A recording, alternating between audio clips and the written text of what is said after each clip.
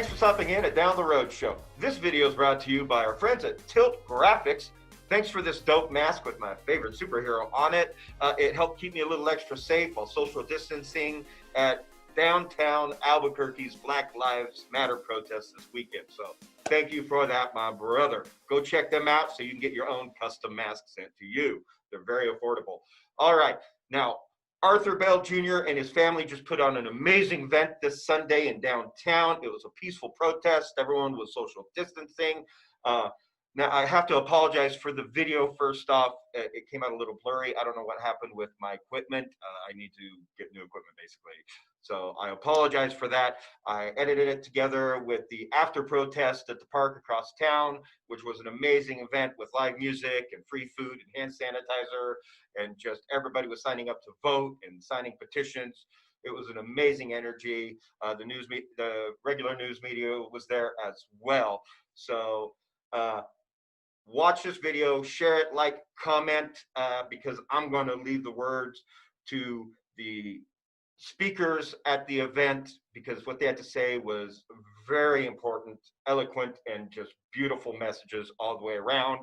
I couldn't control that typical New Mexico wind, but the audio is really good on most of the speakers. So enjoy, and make sure you get to Arthur, who's last. Save the last word for Arthur, because you're going to want to hear what he has to say.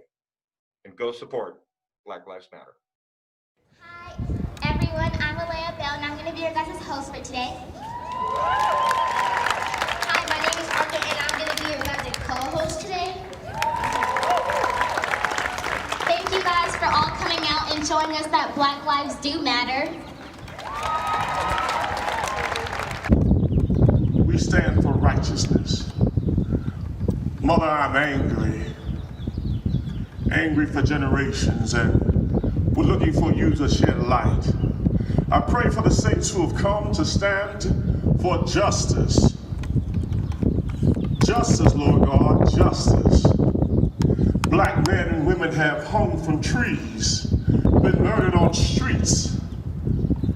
We're looking for change, and we're looking for strength to run the long haul. We're burning the streets down with lighting it up for justice. But Lord, give us the strength to finish this fight that we've started. The days ahead may not be easy, but let us stand together. Don't let the mote in my eye prohibit me from reaching across the way to say to a brother and sister in struggle, I'm standing with you. And this day, let us rejoice that we're standing together till the end. And all those who agree with me say, Ashe, Ashe, Ashe, Ashe. That simply means I agree.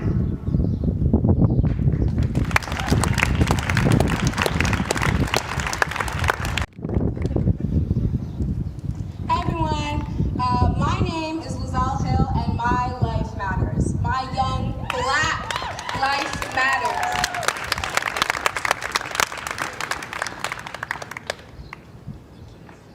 I am tired of explaining to people why it matters. I am tired of educating my complicit white friends who ignore this movement and telling them that they are dismissing me. I am tired of their thoughts and prayers. I am tired of this movement being looked over and dismissed as racist or cherry-picking races.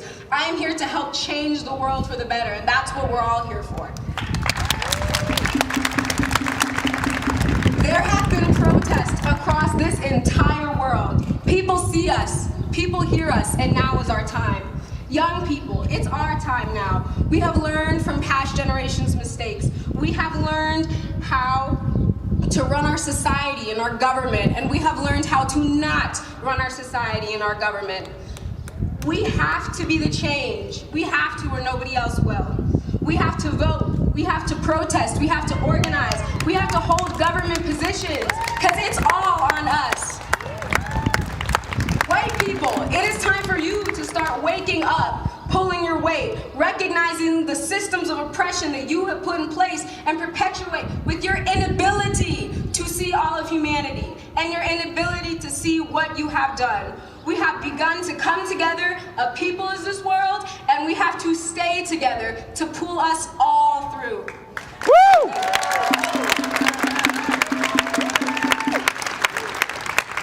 Crucified his name just now, Saalih Muhammad.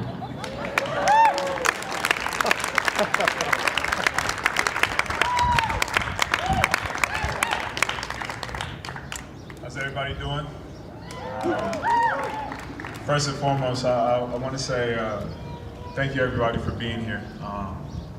You know, there is strength in numbers, and it also shows that people care. You took time out of your days, and you know, we may be in the middle of coronavirus, and a lot of things may be shut down, people may be unemployed, but you still took time to be here. And so for that, I'm eternally grateful, and everybody up here is eternally grateful as well. So first, thank you to Arthur Bell for inviting me on this stage. It is truly an honor.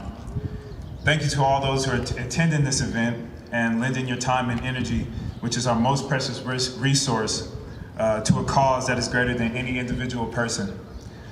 The importance of what I say today is not lost upon me. So I want to start with this.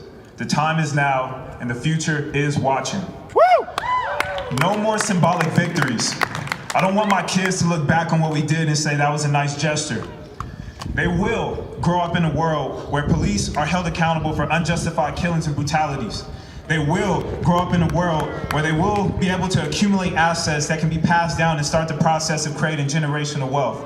They will grow up in a world where they smile because they're happy, not because they're afraid they might intimidate someone. Woo! They will grow up in a world where they won't be forced to code switch and push themselves to fit into a culture and a professional world that doesn't meet their standards. They will grow up in a world where their American history is included in the curriculum and their American heroes glorified in textbooks won't be the likes of George Washington, who was a slaveholder. Their heroes will be Frederick Douglass, Malcolm X, Fannie Lou Hamer, Ella Baker, James Baldwin, Lorraine Hansberry, Nipsey Hussle, thinkers and powerful minds who achieved their greatness despite a chorus of voices telling them to slow down or that can't be said or done. They'll grow up with heroes that fought back against an America that said Black lives don't matter. Woo! Well, please let me tell you this, Black lives matter. This is not a question or a request. It is a statement meant to penetrate the souls of Black Americans and ignite the fire that will burn down the systematic racism that we encounter in all its forms. Black lives mattered in 1619 when we arrived in Virginia to be sold as property, while those who did not make the journey died along the Middle Passage by the millions. Black lives mattered in 1850 when Harriet Tubman began leading hundreds of fugitive slaves to freedom. Black lives mattered when slaveholders offered $40,000 for a capture, over $1 million in today's currency. The price of freedom is exceptionally high when the laws you live under allow for the re-enslavement and killing of our Black bodies. Black lives mattered during the Reconstruction era when lynching, vagrancy laws, and sharecropping emerged to constrain and restrict Black Americans' movement throughout the South. Americans who have been promised a legal right to freedom and citizenship. Black lives mattered in 1955 when 14-year-old Emmett Till was kidnapped, savagely beaten, and shot in the head.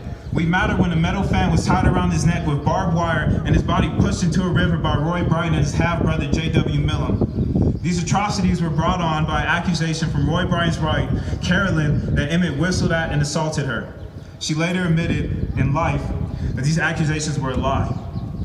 Bryant and his accomplice Millum were acquitted after murdering Emmett Till after the jury deliberated for just 67 minutes.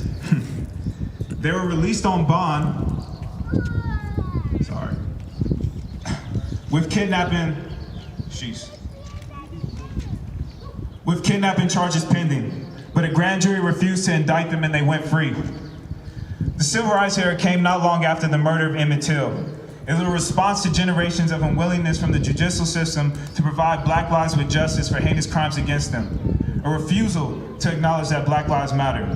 Those crimes were and still are a part of our everyday experience as an ethnic group here in this country. Black lives mattered last week when George Floyd was murdered in broad daylight by Derek Chauvin and 3 officers who have yet to be criminally charged. In my eyes, Black lives matter is a 2-part declaration. The first part is for America, to tell this country that we will no longer stand for the neglect and disregard for our lives and communities. This apathy towards Black lives comes in the form of police killings that go unpunished, the harsh sentences for minor drug offenses, and the redlining of our communities that lead to the denial of federal funding, local government and private sector services, banking services, insurance services, healthcare, quality education, and more. It comes in the form of gerrymandering, literacy tests, and voter ID legislation meant to suppress the political power Black people have. The system has found countless ways to exclude Black people from wealth opportunities. The second part of this declaration is to ourselves.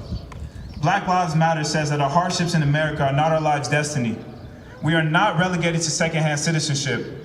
It is a history of our resilience, strength, intellect, value, and our contributions to ourselves and America as a whole. Our fortitude knows no bounds, and we will continue to exemplify grace and power like a storm rolling over the skyline whose thunder and lightning strikes on to the hearts of its observers. So I'll leave you with this.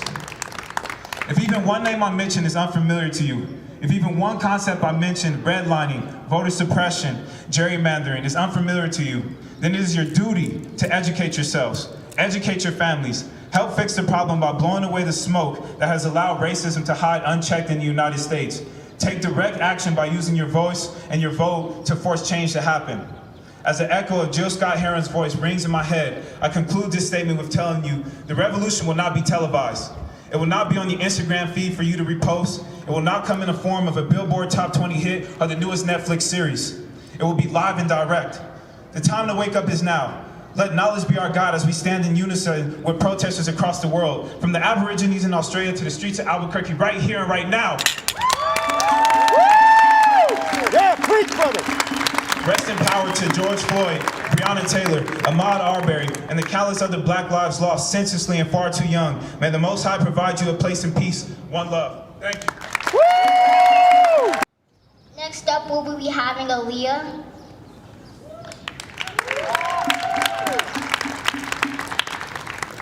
Hello, my name is Alyah, and today I'll be reading an excerpt from Maya Angelou's Still I Rise. You may write me down in history with your bitter, twisted lies. You may trod me in the very dirt, but still like dust I'll rise. Does my sassiness upset you? Why are you beset with gloom? 'Cause I walk like I've got oil wells pumping in my living room? Just like moons and like suns, with the certainty of tides, just like hope springing high, still I rise. I am tired of living in a world where boys and girls of color don't live past 16. My little brother, he's 2, and we're fearing that he gets targeted based on his skin color. So we need to make a change and make a difference in the world so that our brothers and sisters can live past their 16th birthday. Thank you.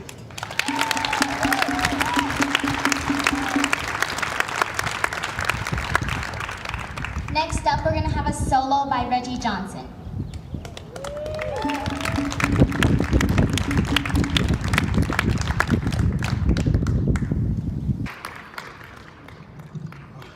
Thank you, appreciate it.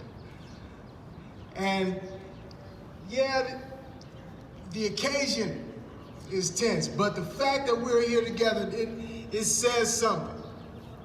It makes a statement, it's loud. The fact that this crowd is diverse as it is, it's loud.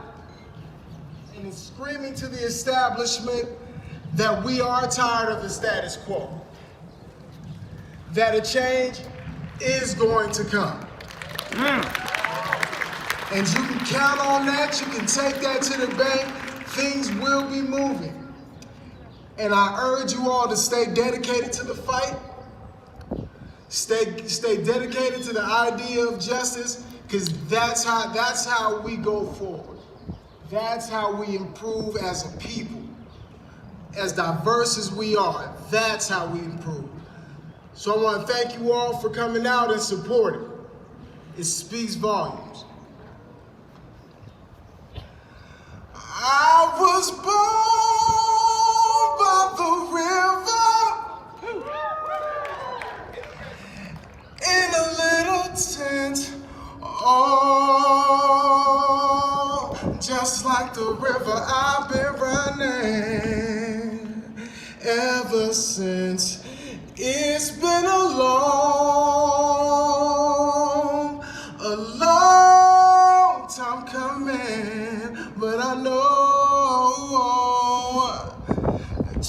change gon' come.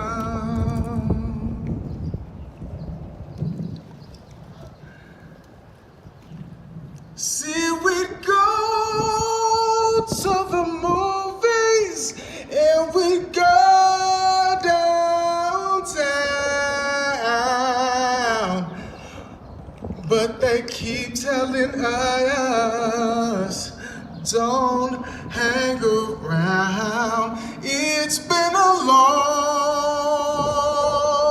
such a long time coming, but I know a change gon' come. Oh yes, it will. Yes. Oh, then I go to my brother,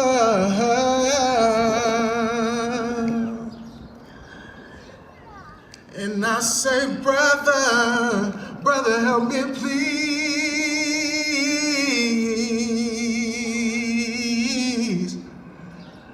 But he only winds up knocking me back down, knocking me back down on my knees.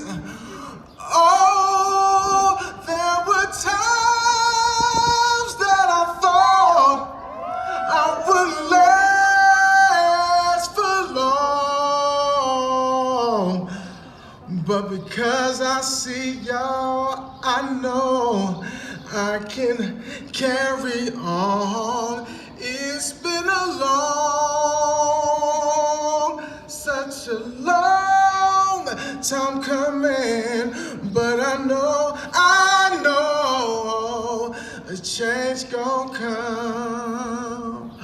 Oh yes, it will. Keep the fight, y'all.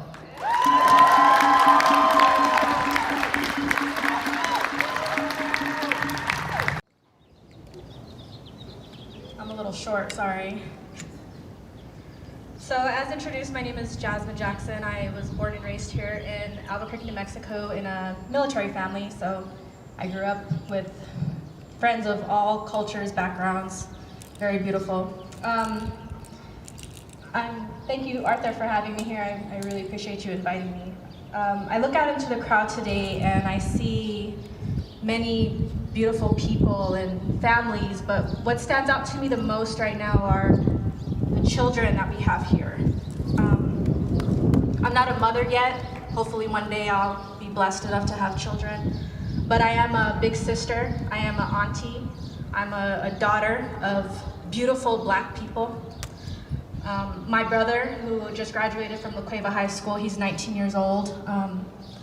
One thing that I'm so worried about right now and that I've been reflecting on for days, when he turned 17 years old, my father and I sat with him in our living room, celebrating his new driver's license, and we had a talk with him on what to do if you were to be pulled over.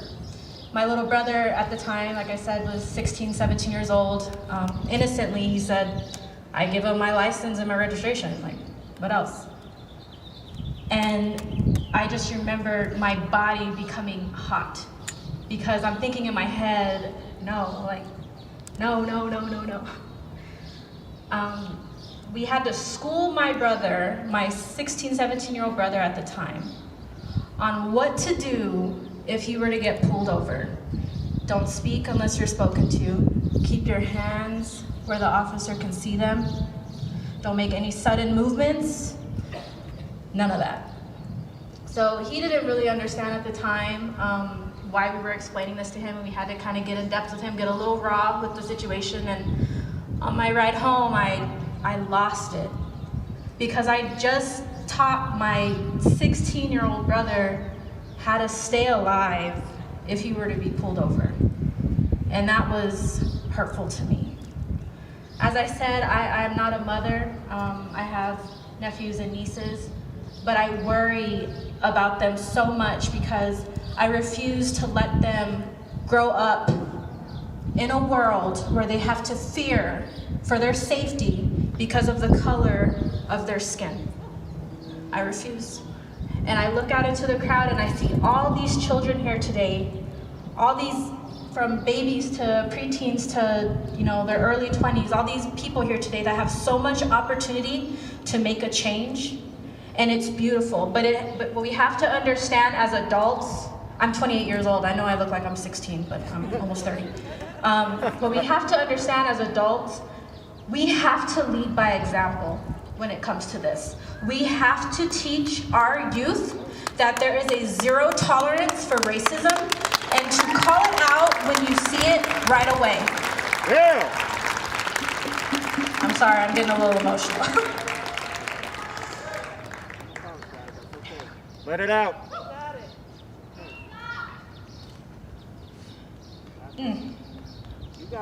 I don't want my unborn children to have to march for what we're marching for right now.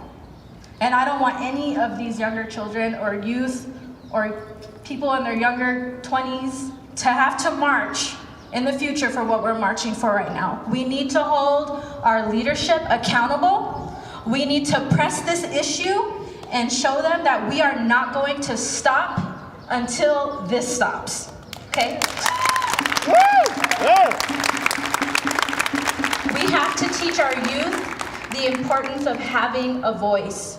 That is so important, because I feel like we try to shelter our kids so much because we don't want them to see the bad side of of the United States. But we have to get raw here. We have to get dirty, down and dirty with what's going on. We have to bring it to light because that's the only way it's going to be recognized. That's the only way there's going to be change. And the change is going to start with all of these kids that are in here right now. Woo!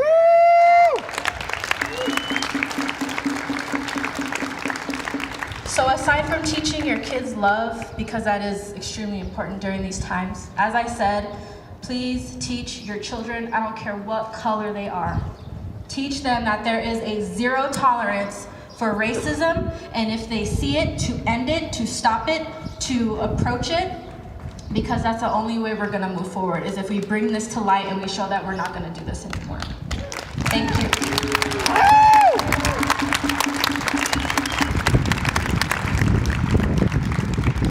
Actually, I want to extend the mic to any children in the audience who have something on your mind. If you want to come up here, this is your space to speak your truth.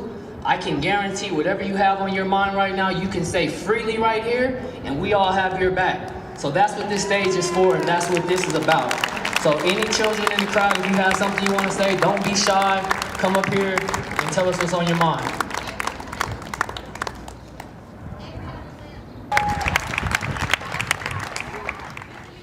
Today we're here for Black Lives because Black Lives Matter and because Black lives need to be treated as we are. We're all created equal and Black.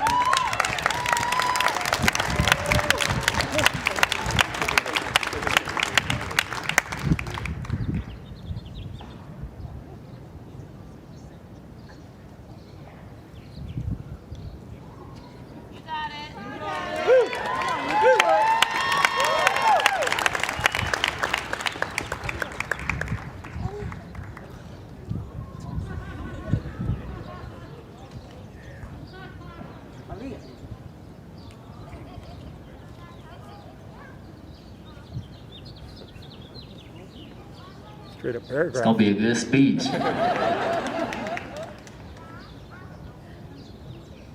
Black lives have to be treated like people like to.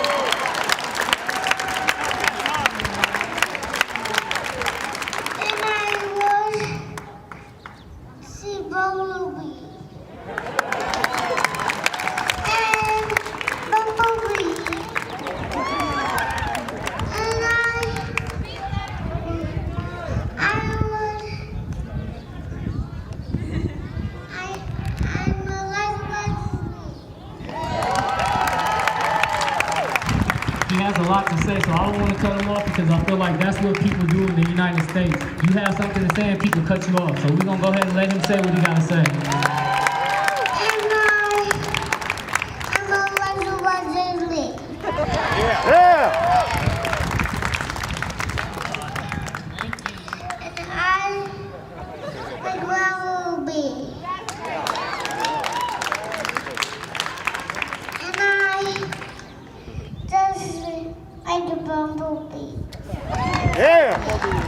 Sophie was skating outside, and Sophie was skating outside. Sophie just onto the floor, and Sophie just want to go outside.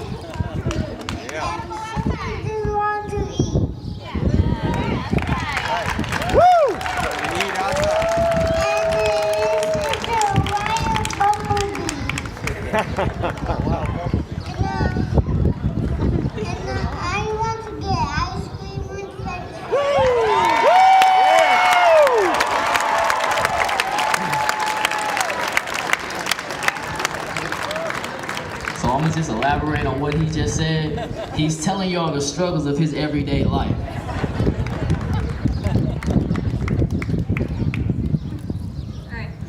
I thought black discrimination was a thing in the past, but when I learned that black people are still being discriminated, I came here today to make it a thing in the past.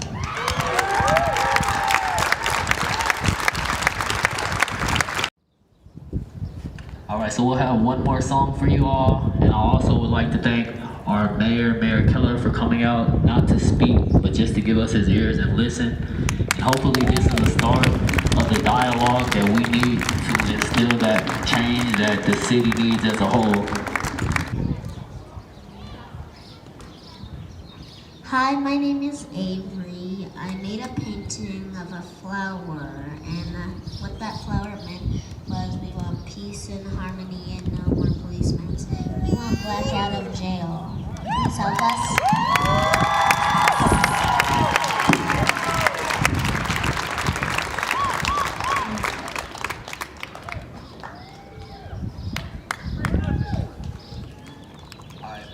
Hello?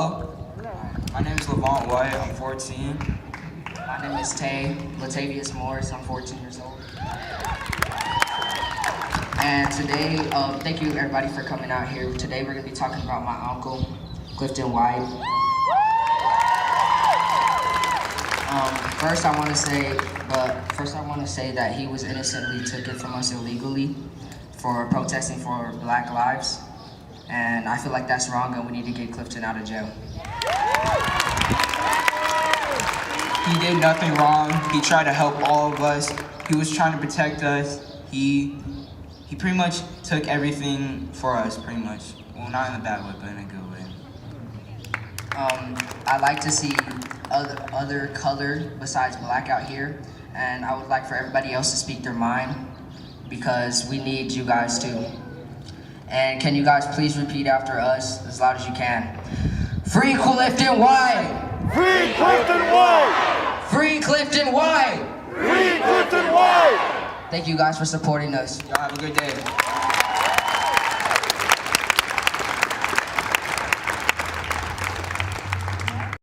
Black Lives Matter. Trayvon Martin, the thing that got me about him is that he got Skittles and a sweet tea or something like that, and how the man followed him in the neighborhood and shot him when he got the best of him.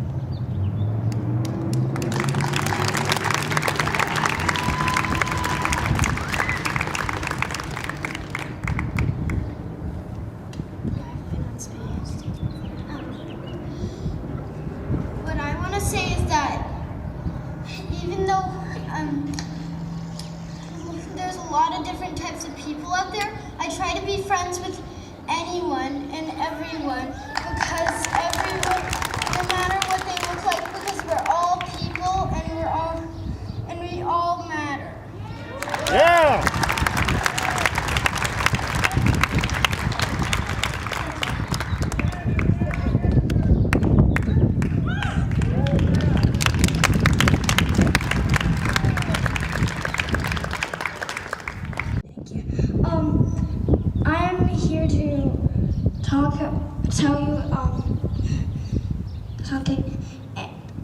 Black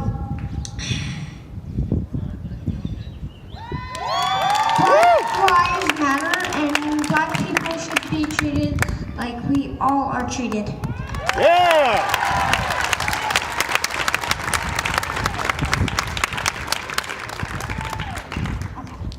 Everybody, I hope you like this message.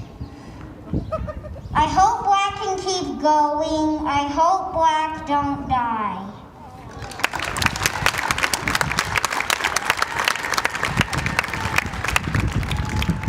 Man, sometimes short and sweet is the best way.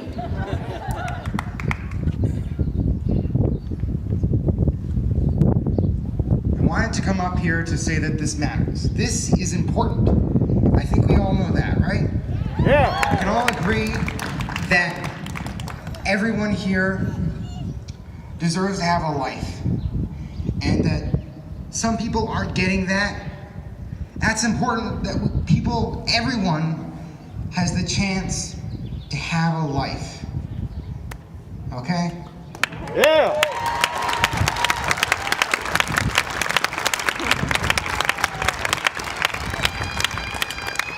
We're gonna try to pretend she saw the other kids talking and got some courage.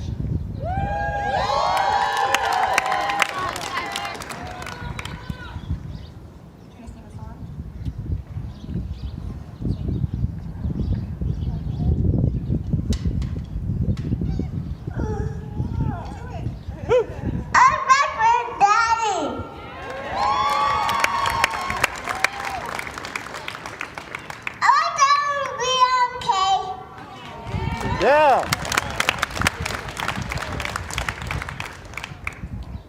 Black lives matter.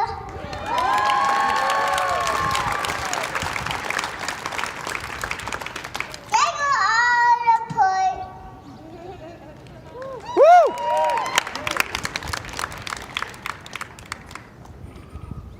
Remember all.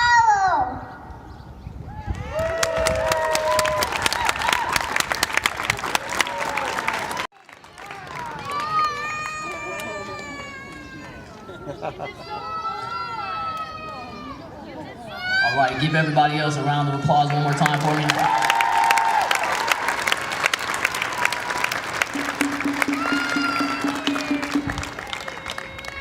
So I called my event Strong Black Fathers because contrary to your beliefs or to the beliefs that the media and the press would like you all to think, all I know is strong black fathers. Woo!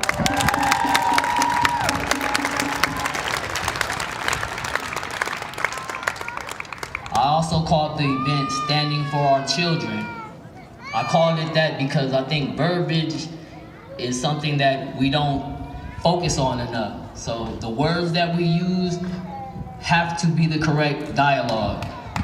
So with that said, we have to realize that George Floyd was somebody's child. Trayvon Martin, Eric Gardner, Breonna Taylor, and the list goes on and on. These are all someone's child. So regardless of their age, regardless of their class, and when I say class, it's not a black and white thing anymore. It's a class thing. Yeah. Right? Yeah. No, I said it's not a black and white thing, it's a class thing, right? Yeah. So being that the majority of us, and I don't want to speak for anybody's pockets, but I don't think any of us fit in the 1%, right? Nope. So being that we don't, 99% is a lot more than 1%, am I correct? As black people in the United States, we have a problem gaining capital. It's quite easy for the majority of other immigrant races to go to a bank and apply for a loan. It can be either business loan, house loan, any type of loan. But as black people, the system has been set in place to prohibit us from gaining that access because that access gives us capital.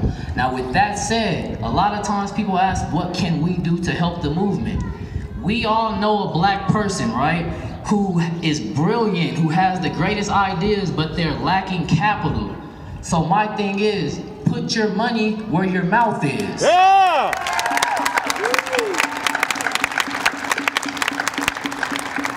that goes for black businesses, and that also goes for your black friends who you should be trying to go in business with.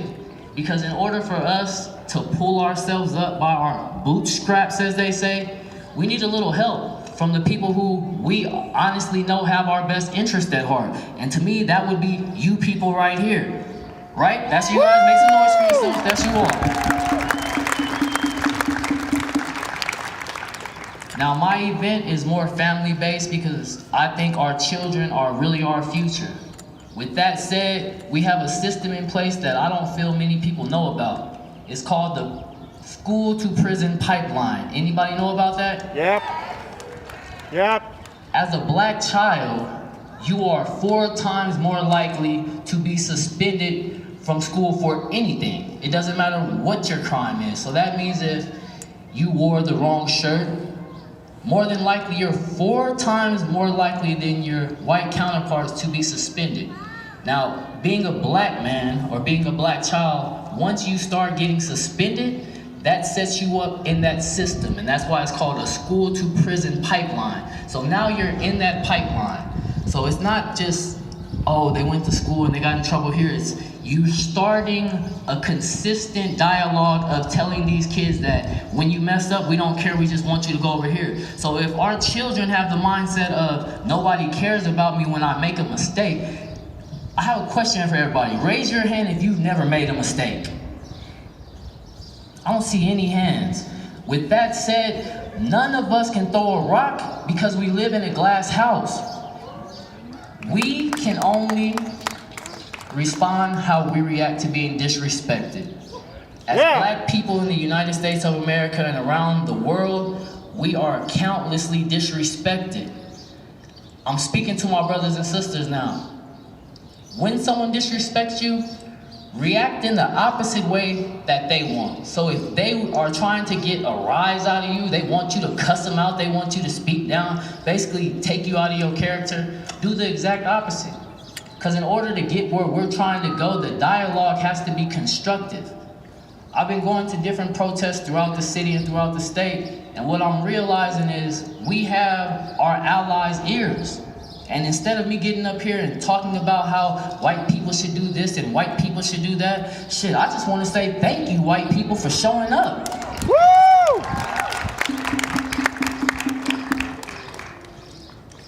I don't want to talk about specific instances, but just seeing people show up for my people means and speaks volumes. Have you all heard the saying, actions speak louder than words? Yeah. Y'all heard that? This is action. This is action. By you being here, this is the action. Now I'm gonna try to give you the words.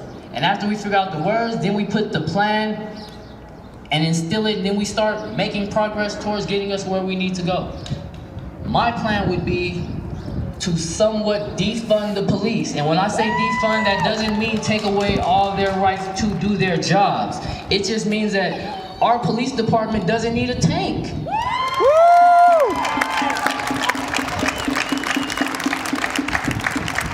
I have an 8-year-old son who you all seen earlier, and I have an 11-year-old daughter. They both attend APS. I know for a fact that our law enforcement budget almost quadruples the education budget in Albuquerque. That's unacceptable, and we won't accept it. It ends here. With you all's help, we're gonna make sure we not only defund them, but we allocate those fundings and redirect them in a way that it makes sense to our kids. We can't say, oh, we love you kids, we love you, you're the future, and then we show them we don't give a damn about them. Yeah. So I say that to say this. Everyone here has a job to do. Our job is to hold everyone accountable. That means when you look in the mirror, you hold yourself accountable, because that's where it starts. It starts with you. So once you start taking care of yourself and start changing the things that someone may not like in you, then you can start trying to tell somebody else what to change in them. Because at the end of the day, a lot of people have a lot to say about how you should react when you're hurt. And I'm speaking as black people.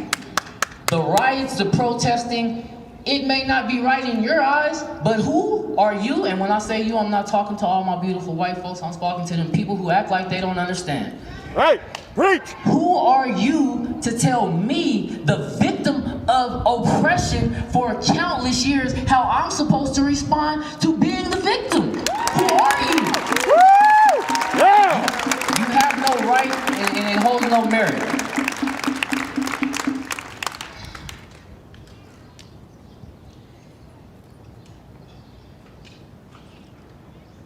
Have you all heard of Travis Carter? Have you heard that name? It's another black male who's 28-year-old. He's 28 years old. The police accused him of committing suicide in the back of their car while handcuffed. Now, you hear me? Handcuffed and he committed suicide. We just want everybody to be treated equal. That goes for the police, that goes for our elected officials, that goes for the regular citizens. Everybody needs to be held to the same standard, and if you're a political figure, you should be held to a higher standard. Yeah. Why is it that these police officers are held to a lower standard than a homeless man?